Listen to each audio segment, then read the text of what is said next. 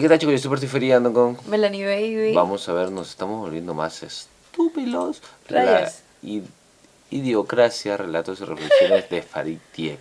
A ver. Go. Inteligente dejó de tener hijos, mientras que la gente... En Idiocracia, la gente inteligente dejó de tener hijos, mientras que la gente tonta siguió reproduciéndose sin parar. Ahora el mundo está lleno de tontos, donde las personas solo se la pasan sentadas en su sillón con inodoro incorporado viendo programas de televisión ridículos. Por ejemplo, la ganadora del Oscar es simplemente la imagen de un trasero por 90 minutos, el presidente es un actor de cine para adultos y Costco es el centro de negocios e incluso una universidad. Esta película puede parecer una simple comedia, pero para muchos esta historia absurda es casi un documental sobre en dónde podría terminar la humanidad si seguimos en el camino en el que estamos. A principios del siglo XXI, la evolución humana llegó a un punto de inflexión. La selección natural, que solía favorecer a los más fuertes, inteligentes y rápidos, empezó a premiar otras características. Aunque la ciencia ficción imaginaba un futuro más avanzado, la realidad parecía ir en la dirección opuesta, hacia un declive intelectual. ¿Cómo pasó esto? Sin depredadores naturales que redujeran la población, los que más se reproducían comenzaron a dominar, dejando a los inteligentes en desventaja. En este contexto, en 2005, el bibliotecario del ejército de los Estados Unidos, el cabo Joe, es informado de que será parte de un experimento. Joe, que planeaba quedarse en su puesto hasta la jubilación, se molesta, pero no tiene opción. En una reunión militar, el general Collins presenta una nueva cápsula de hibernación capaz de preservar a las personas por tiempo indefinido. La idea es conservar a los mejores soldados en su mejor momento y despertarlos cuando sea necesario. Joe es elegido como sujeto de prueba porque es el soldado más mediocre del ejército, sin familia ni ataduras, lo que evita problemas si algo sale mal. También necesitan una mujer, pero al no encontrar una candidata adecuada en el ejército, eligen a Rita, una prosti sin familia, quien acepta a cambio de dinero y la eliminación de ciertos cargos. Collins muestra fotos de él y el proxeneta de Rita, Upgrade, en una fiesta, incomodando a todos en la sala. Luego concluye que los sujetos serán puestos en cápsulas al día siguiente y que el experimento durará un año. Como es altamente clasificado, los oficiales no pueden compartir la información. Al día siguiente, Joe y Rita esperan juntos. Joe se presenta y le pregunta a Rita de qué sector viene. Para ocultar su trabajo, ella dice que es pintora. Ambos son conectados a un suero intravenoso y colocados en cápsulas de hibernación. Rita entra en pánico, pero Joe la tranquiliza asegurándole que los científicos saben lo que hacen y que solo será por un año. Finalmente, las cápsulas son selladas. Pero todo se complica cuando Collins es arrestado por dirigir una red de prosti y Upgrade también cae como su líder. El escándalo provoca el cierre de la base militar y el experimento queda en el olvido. Con el tiempo, el edificio es demolido, dejando a Joe y Rita en hibernación por años. Mientras duermen, la humanidad se vuelve más estúpida. La inteligencia promedio cae en picada, pero en lugar de abordar el problema, los científicos más brillantes se enfocan en experimentos inútiles como resolver la calvicie y prolongar las erecciones. Mientras la población crece sin control, la inteligencia sigue cayendo hasta el año 2505. Wow. Durante siglos, la humanidad no ha resuelto problemas básicos como la basura, que se ha acumulado sin un plan de eliminación. Esto provoca la gran avalancha de basura de 2505. Un derrumbe masivo hace que la cápsula de hibernación de Joe termine en una casa al azar. Joe despierta mareado y confundido. En la casa está Frito, quien ignora la basura y al extraño en su sala mientras ve en la televisión un programa de gente recibiendo golpes en la entrepierna. Solo se levanta para decirle a Joe que no haga ruido. Su sofá tiene un inodoro incorporado para no moverse. Luego patea a Joe y lo lanza por la ventana. Cuando esta película se estrenó parecía solo una comedia tonta, pero con el paso del tiempo la idea de un futuro con una sociedad completamente deteriorada intelectualmente ha dejado de parecer tan absurda. De hecho, para muchos, Idiocracia es más un documental que una broma. ¿Estamos realmente tan lejos de un futuro como el de Idiocracia? Tal vez la pregunta correcta no es si ese mundo puede existir, sino qué tan rápido lo estamos construyendo sin darnos cuenta. Pero, ¿qué es lo que la película refleja de nuestra cultura que nos está volviendo más superficiales y menos capaces de pensar con profundidad? Al ver la película, no pude evitar pensar en el libro Superficiales de Nicholas Carr, que, si no lo has leído, te recomiendo ampliamente. En su libro, Carr explora cómo la tecnología ha cambiado la forma en que procesamos la información. Estamos perdiendo la capacidad de concentrarnos, de analizar a profundidad, de sostener pensamientos complejos y de pensar por nosotros mismos. Nos estamos entrenando para ser cada vez más distraídos y menos reflexivos. Idiocracia parece ser una posible consecuencia de lo que Carr advierte en su libro. Así que voy a basarme en sus ideas para más adelante analizar cómo la estupidez del futuro que proyecta la película no está tan lejos de la realidad si seguimos por el camino que el autor describe. Afuera, Joe nota que todo ha cambiado, pero cree que solo ha pasado un año. No sabe que está en 2505. Ve a un grupo de personas que hablan con jerga y gruñidos. Aunque los entiende, cuando él habla normalmente, lo consideran pedante y lo persigue. Todavía mareado, Joe va a un hospital. Está sucio y lleno de maquinitas en la recepción. Le dice a la recepcionista que es del ejército, no se siente bien y no sabe dónde está. Ella no responde, solo presiona un botón y una voz le indica que vaya al área de diagnóstico. Desorientado, Joe intenta beber agua de una fuente, pero en su lugar sale una bebida energética llamado Brown. Cuando le pregunta a alguien dónde puede beber agua, el hombre se ríe y le dice que eso solo se usa en los inodoros. En este mundo todos usan Brown para bañarse, beber y en su vida diaria, mientras que el agua solo sirve para los baños. Joe llega al área de diagnóstico, donde debe colocarse unos enchufes en la boca, el oído y el ano para que una computadora le dé su diagnóstico. Pero el profesional de la salud los coloca en los lugares lugares equivocados. Asqueado, Joe completa el procedimiento y es enviado con un médico. Aquí se mostró una de las advertencias de Nicholas Carr. Según Carr, cada vez más estamos dejando que la tecnología piense por nosotros. No nos preocupamos por recordar información porque sabemos que el internet está a un clic de distancia. Esto es lo que Carr llama la externalización de la memoria. Y es un problema porque nos está volviendo dependientes de la tecnología, no solo para obtener información, sino también para procesarla y darle sentido. Nuestro cerebro, que antes estaba acostumbrado a hacer conexiones, recordar datos y analizarlos, se está reconfigurando para trabajar menos porque delegamos esas funciones a las máquinas. Carr menciona que cuando dejamos que la tecnología haga todo por nosotros, poco a poco perdemos la capacidad de hacerlo por nuestra cuenta. Y cuando la tecnología se equivoca o falla, nos encontramos indefensos, sin la capacidad de resolver la situación por nosotros mismos. En la película esto es llevado al extremo. En el hospital la recepcionista ni siquiera habló, solo presionó un botón. Luego el doctor solo se dedicó a conectar unos enchufes, y para colmo lo hizo mal, para que una computadora se encargara del diagnóstico. Han perdido el conocimiento porque han dependido tanto de la tecnología que ya no tienen que pensar por sí mismos. En el mundo actual esto ya es evidente en muchas situaciones. No nos esforzamos en orientarnos porque los mapas digitales nos dicen exactamente dónde estamos y hacia dónde ir. Dependemos tanto de ellos que si dejaran de funcionar, muchas personas no sabrían cómo encontrar su destino. También recurrimos a la inteligencia artificial para que nos diga qué decir o hacer, y de pronto ya no podemos hacer nada por nuestra cuenta. En redes sociales, en lugar de leer y analizar información, muchas personas simplemente creen en lo que dice un titular sin verificar si es cierto. Mientras Joe espera al doctor, ve la fecha 2505 en una revista, pero cree que es un error de impresión. El doctor llega y responde todas sus preguntas con un simple de lujo. Luego lo declara retrasado por su forma de hablar y le cobra $5,000 millones.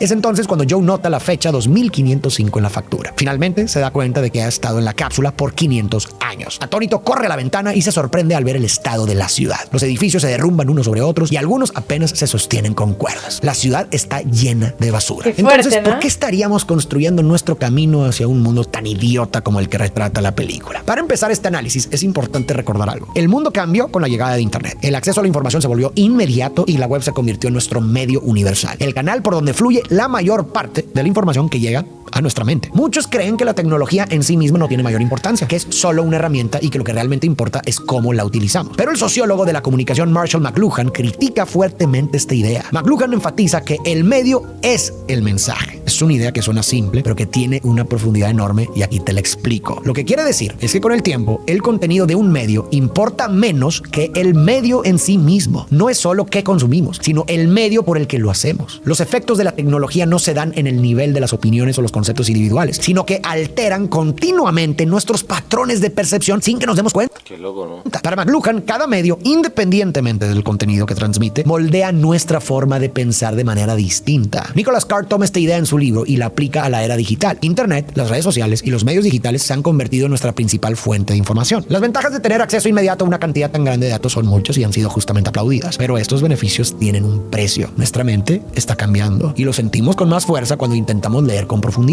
En redes sociales es común encontrar comentarios como demasiado texto, como si leer más de unas cuantas líneas fuera un esfuerzo agotador. La concentración empieza a disiparse después de un párrafo o dos. La lectura profunda, que antes era algo que se daba de manera natural, se ha convertido en un reto. Según Carr, esto no es una coincidencia, es el resultado de haber pasado demasiados años en línea. Aquí es donde entra la neuroplasticidad, un concepto que es fundamental para entender por qué esto está ocurriendo. El cerebro no es una máquina fija, cambia y se adapta constantemente según el entorno y los hábitos que desarrollamos. Si entrenamos nuestra mente para leer en profundidad, analizar ideas complejas y conectar conceptos, fortalecemos las redes neuronales que permiten este tipo de pensamiento. Pero si en cambio pasamos años consumiendo información en pequeños fragmentos, saltando de una distracción a otra, nuestro cerebro se adapta a este nuevo patrón. Carr menciona estudios que muestran cómo el cerebro de las personas que pasan mucho tiempo en Internet ha cambiado físicamente. La actividad en regiones asociadas con la atención profunda y la memoria de largo plazo disminuye, mientras que las áreas relacionadas con la multitarea superficial y la respuesta inmediata a estímulos se fortalecen. Es decir, estamos remodelando nuestro cerebro para funcionar de manera diferente, una que favorece la distracción sobre la concentración, la inmediatez sobre la profundidad y la simplicidad sobre el pensamiento crítico. Nuestro cerebro ya no funciona como antes. Antes, cuando leíamos un libro o reflexionábamos sobre un tema, nuestra mente tenía que sostener una idea, analizarla, conectarla con otras y construir un pensamiento elaborado. Ahora, en la era digital, la tendencia es distinta. En lugar de seguir una línea de pensamiento hasta el final, saltamos de una distracción a otra. Notificaciones, mensajes, videos de pocos segundos, titulares llamativos pero vacíos, todo compite por nuestra atención y nos acostumbramos a procesar información en ráfagas cortas. Nos volvemos más impacientes, menos dispuestos a profundizar en una idea y más propensos a distraernos con cualquier otro estímulo. Tomemos como ejemplo el tipo de entretenimiento que consumen los personajes de la película. Los contenidos más populares son extremadamente básicos e incluso absurdos, centrados únicamente en golpes, accidentes y situaciones ridículas. No hay análisis, no hay cuestionamientos, solo estímulos inmediatos diseñados para generar una reacción rápida y superficial. Y esto mantiene a la gente tonta. En la sociedad actual podemos ver una versión más útil de esto. Los contenidos más populares tienen tienden a ser cada vez más simples y breves. El contenido digital se ha ido acortando progresivamente y el tiempo de atención promedio ha disminuido considerablemente. Como sugería McLuhan, los medios no son solo canales de información, sino que también moldean la forma en que pensamos. No solo determinan qué consumimos, sino cómo procesamos la información. Y lo que parece estar haciendo el Internet es debilitar nuestra capacidad de concentración y contemplación. Incluso cuando estamos fuera de Internet o de las redes sociales, nuestra mente ya espera absorber información de la misma manera en que éstas la distribuyen, en un flujo veloz de fragmentos inconexos. Mientras tanto, el doctor entra en pánico al ver que Joe no tiene un tatuaje de ciudadano en la muñeca, un código de barras para escanear. Joe se asusta y huye del hospital mientras el doctor llama a la policía por ser inescaneable. Joe ha despertado en un mundo en crisis. La economía está en ruinas, una tormenta de polvo destruyó los cultivos y la película más popular del país se llama Culo. Joe va a ver la ganadora del Oscar y descubre que es solo un trasero en pantalla durante 90 minutos. Por la noche es arrestado por ser inescaneable y no pagar la cuenta del hospital. En el juicio le asignan como abogado a Frito. Frito se burla de él mientras todos en la corte se ríen. Frito protesta, pero no para defenderlo, sino porque Joe arruinó su departamento e interrumpió su programa favorito.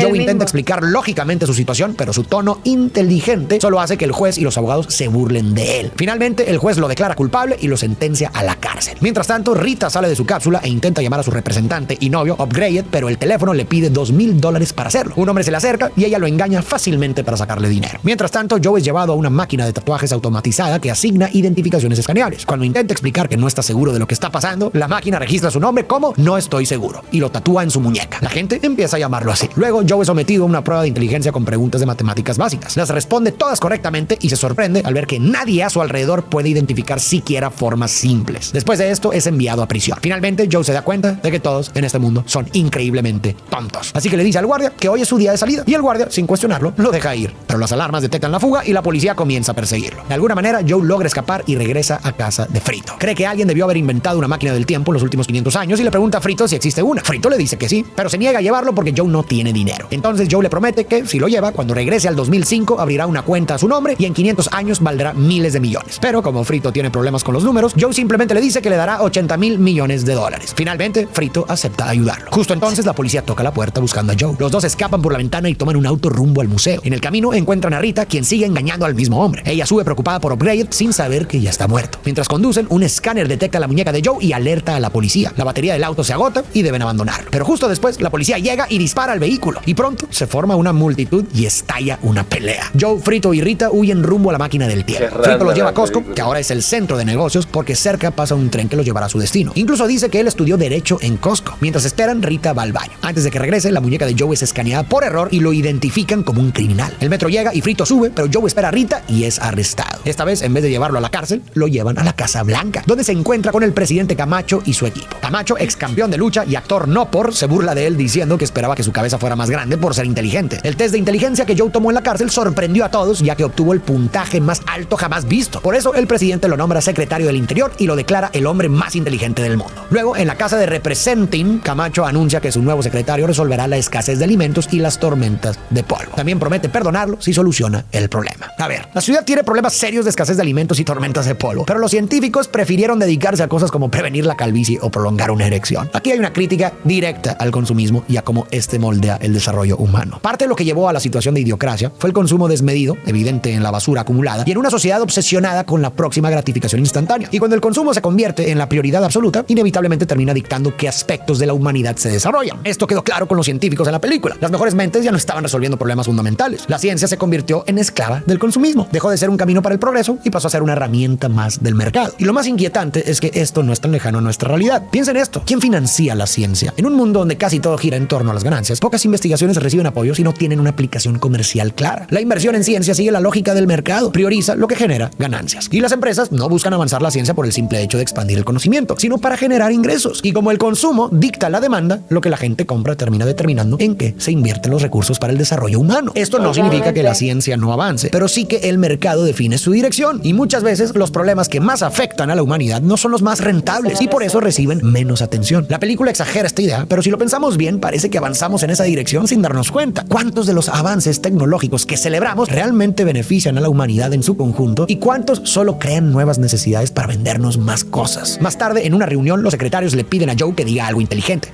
Joe suelta algunas palabras complicadas al azar y todos quedan convencidos de su inteligencia. Joe le pide a Frito que dibuje un mapa de la máquina del tiempo mientras él distrae a los secretarios. Más tarde, lleva al gabinete a un campo donde deberían crecer cultivos y pide que traigan a Rita, ya que podría ayudar. En el campo, Frito le pasa el mapa en secreto a Joe justo cuando Rita llega. Joe la aparta, planea planeando escapar con el mapa, pero su plan falla al ver que Frito solo dibujó una línea. Entonces Joe nota que han estado regando los cultivos con la bebida energética Broundo en lugar de agua, porque según la bebida tiene electrolitos. Resulta que Broundo había reemplazado el agua en todas partes, ya que representaba una amenaza para sus ganancias. Durante la crisis presupuestaria de 2320, la corporación simplemente compró el Departamento de Sanidad y la Comisión de Comunicaciones, permitiéndoles controlar lo que se decía, hacía y vendía. Si nuestro pensamiento profundo se degrada y nuestra capacidad de enfocarnos se erosiona, también se ven afectadas otras dos cosas que la película retrata con claridad. Primero, nos volvemos menos capaces de cuestionar la información que recibimos, porque en lugar de analizarla, la aceptamos sin profundizar demasiado. Nos volvemos más influenciables, más propensos a dejarnos llevar por lo inmediato y más cómodos con respuestas simples, aunque sean incorrectas. En la película esto se refleja prácticamente en todo momento. Joe logró engañar con facilidad a los guardias, Rita engañó sin esfuerzo a su cliente y la empresa Broundo convenció a toda la población de que su bebida era necesaria para las plantas porque tenía electrolitos. Nadie se detuvo a cuestionar si lo que escuchaban tenía sentido o investigar por su cuenta. Simplemente lo asumieron como verdad porque alguien más lo dijo. No hay pensamiento crítico, no hay análisis. El segundo efecto de la degradación del pensamiento causada por la tecnología que retrata la película es la simplificación del lenguaje. Como pasamos la mayor parte del tiempo escaneando información rápida, nos volvemos más impacientes con las explicaciones extensas y preferimos respuestas inmediatas, aunque sean superficiales o inexactas. Y así el lenguaje se ha ido simplificando. Escribimos mensajes más cortos, usamos emojis en lugar de palabras y perdemos profundidad en nuestra comunicación. El problema es que el lenguaje y el pensamiento se construyen mutuamente. Si la tecnología simplifica nuestro lenguaje, también simplifica nuestro pensamiento. Si dejamos de procesar ideas complejas y elaboradas, dejamos de pensarlas. Y si dejamos de pensarlas, dejamos de expresarlas. En Idiocracia hemos visto que el lenguaje ha sido reducido al punto de convertirse en una mezcla de jerga, frases inconexas y sonidos primitivos. La gente apenas puede sostener una conversación coherente. Y esto es una ventana a su pensamiento. Su forma de hablar refleja su forma de pensar. No pueden razonar ni debatir porque su cerebro ha perdido la capacidad de procesar ideas complejas y elaboradas. Y este fenómeno ya lo podemos ir vislumbrando en nuestro mundo. Las conversaciones profundas son escasas. La gente responde con frases simplificadas en lugar de explicaciones detalladas. Los mensajes instantáneos y los videos breves dominan la comunicación. Y sin un lenguaje rico y estructurado, no podemos argumentar, analizar ni cuestionar lo que nos rodea. Nos volvemos más emocionales en nuestras respuestas y menos racionales. Nos resulta más difícil entender ideas que requieren contexto y profundidad porque nuestro cerebro ya no está acostumbrado a procesarlas. Y el resultado es un mundo donde la gente ya no discute ideas, sino que simplemente reacciona impulsivamente. Como en Idiocracia, donde la multitud se reunió y sin ningún motivo comenzaron a pelear. Cuando el pensamiento desaparece, lo único que queda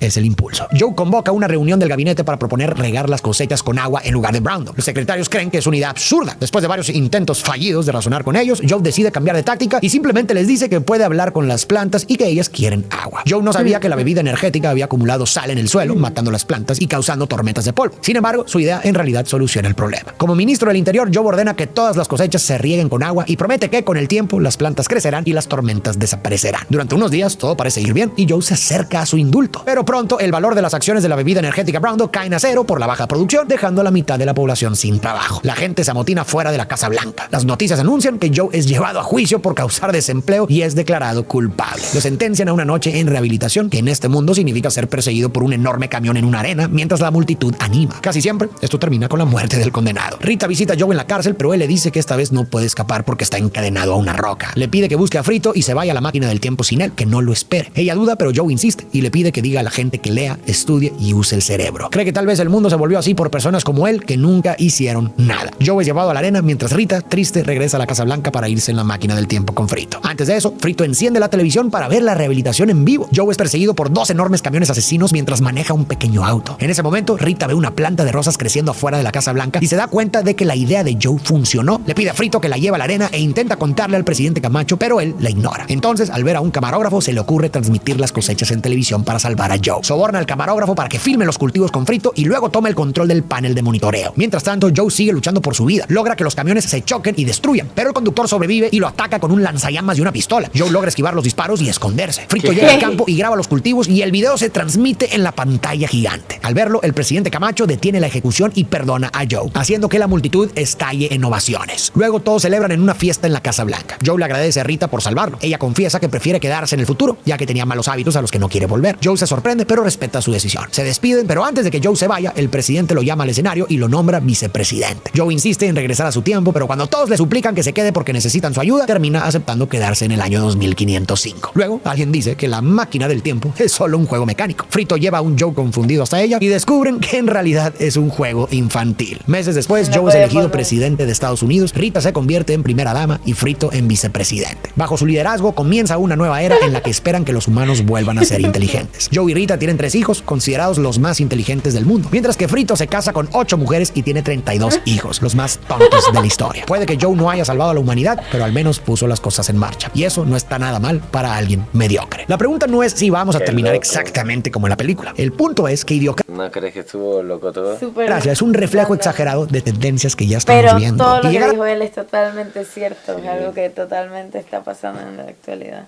hasta ese punto no ocurre de la noche a la mañana, sino de forma gradual, casi sin darnos cuenta. Si queremos evitar que la estupidez se convierta en el destino de la humanidad, el momento de empezar a cuestionarnos es ahora. Pero hay que terminar con algo constructivo. Así que ahora viene la parte de la propuesta. Si, como dijimos, nuestro cerebro puede cambiar y adaptarse según el entorno y los hábitos que desarrollamos, entonces podríamos contrarrestar los efectos de la tecnología con actividades que fomenten el pensamiento complejo. Una forma obvia de hacerlo es leer libros y textos largos con atención plena. Si no tienes el hábito, puedes empezar poco a poco. Podrías dedicar al menos 20 o 30 minutos al día a leer sin interrupciones y, para evitar distracciones, apagar el celular o dejarlo en otra habitación. Otra cosa que podrías hacer es reducir la multitarea digital. Internet nos ha acostumbrado a dividir nuestra atención entre múltiples estímulos y esto fragmenta nuestra concentración. Cuando trabajes, estudies o veas una película, podrías apagar las notificaciones, usar una sola pantalla y enfocarte en una tarea a la vez. Escribir también es una gran herramienta, ya que obliga al cerebro a estructurar ideas con claridad y esto fortalece el análisis y la argumentación. Podrías llevar un diario, escribir reflexiones o, en lugar de solo reaccionar en redes, argumentar con más profundidad tus opiniones. También podrías resumir con tus propias palabras lo que leas. De hecho, este video puede ser una buena oportunidad para hacerlo. Podrías escribir lo que aprendiste de él. Otra cosa importante es que el cerebro necesita momentos de calma para procesar información. Para esto podrías dedicar al menos 1 hora al día a actividades sin pantallas. También podrías fomentar conversaciones largas y profundas. El pensamiento complejo se enriquece con el diálogo, así que podrías buscar momentos para hablar sin distracciones tecnológicas. Y por último, no toda la información en internet es superficial. Podrías elegir bien lo que consumes, priorizar contenido que te rete intelectualmente y evitar el consumo pasivo y el scroll infinito sin propósito. Para ti que llegaste hasta el final, muchísimas gracias por ver el video completo. Quiero agradecerte también por todo tu apoyo y recordarte que si no te has suscrito a mi canal, lo hagas en este momento. La verdad me apoyarías bastante y así también te aseguras de no perderte ninguno de mis videos. La verdad que esos videos de él son geniales. Sí, Nah, increíble, muy de capo. verdad. Me gustó mucho La todo el análisis que explicación. le hizo la película, además de que la película no... Me escucho tonta con el retraso. Sí. Además de que la película no la había visto, no la conocía, pero la película muy buena, pero todo el análisis que Él hace la dio- película mejor, ¿no? Sí, Parece, ¿no? ¿no? Total, todo, Qué bueno. todo lo que dijo es totalmente cierto, de Estuvo muy verdad. bueno. Ya queda en nosotros como que contrarrestar eso que bueno, en el mundo va pasando. Qué duro. Pero me Nos gustó estamos mucho. volviendo más estúpidos leídos en casa, datos y reflexiones.